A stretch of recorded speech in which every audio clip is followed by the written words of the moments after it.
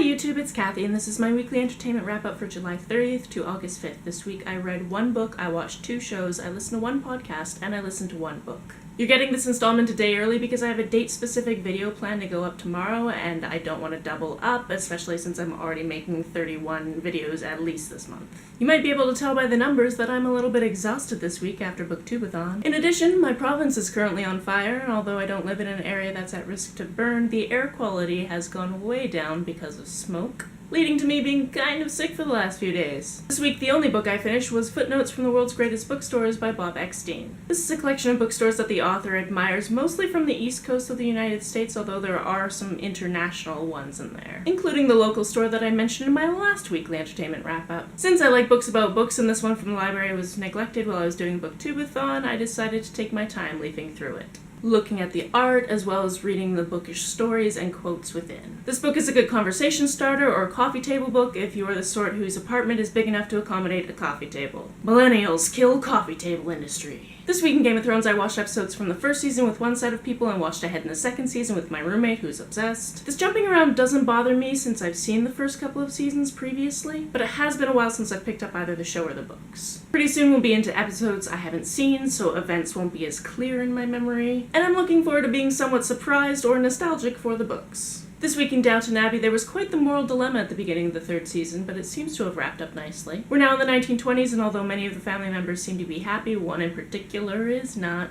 I also came across a clip this week of a few of the actors doing a scene from Downton, but in American accents, and it was hilarious and unsettling. I'll link that below. This week, the podcast I listened to was Conversations with People Who Hate Me. This is a brand new podcast from Night Vale Presents, and it is hosted by Dylan Marin. He does exactly what it implies. He calls up people who have left him hate comments on the internet, either on YouTube or have gone through the trouble of messaging him on Facebook, and has conversations with them about what made them write those things. Dylan points out that this podcast is not meant to get people to completely swap sides or even to find common ground, but to discuss what led to the person writing what they did and letting each of them have their say about it. When I saw a couple of weeks ago that this series was coming out, I immediately subscribed. I've seen a lot of Dylan's work online. He's in Welcome to Night Vale and has series such as Every Single Word, his unboxing videos, and his recent Extremely Queer Muslim series. I knew that he would bring a level-headed approach to this project. I'm not looking for yet another place on the internet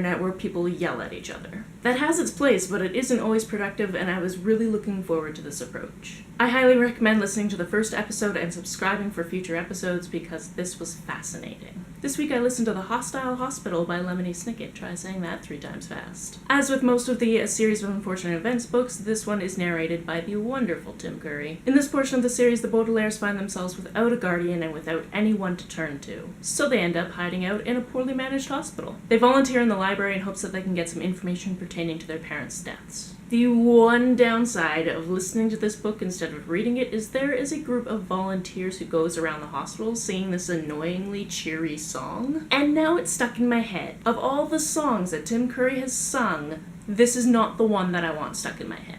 To give you a taste of why, it goes like this, and I'm going to refer to Snicket's lyrics. We're volunteers fighting disease, and we're cheerful all day long. If someone said that we were sad, well, that person would be wrong. We visit people who are sick, and we try to make them smile, even if their noses bleed or if they cough up bile. Tra-la-la, fiddly-dee, hope you get well soon. Ho, ho, ho, hee, hee, hee, have a heart-shaped balloon.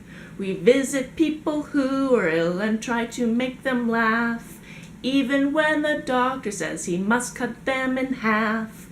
We sing and sing all night and day, and then we sing some more. We sing to boys with broken bones and girls whose throats are sore. Tra-la-la, fiddly-dee, hope you get well soon. Ho, ho, ho, hee, hee, hee, have a heart-shaped balloon. We sing to men with measles and women with the flu. And if you breathe in deadly germs, we'll probably sing to you. Tra-la-la, fiddly-dee, hope you get well soon. Ho, ho, ho, hee, hee, hee, have a heart-shaped balloon. And now you can share in that nightmare. You're welcome. That's it for this week. If you've read, watched, or listened to any of these, let me know about it down in the comments below. On the way down in the comments, if you hit that subscribe button, that would be very nice of you. You can like and share this as you see fit, and I will see you tomorrow. Bye.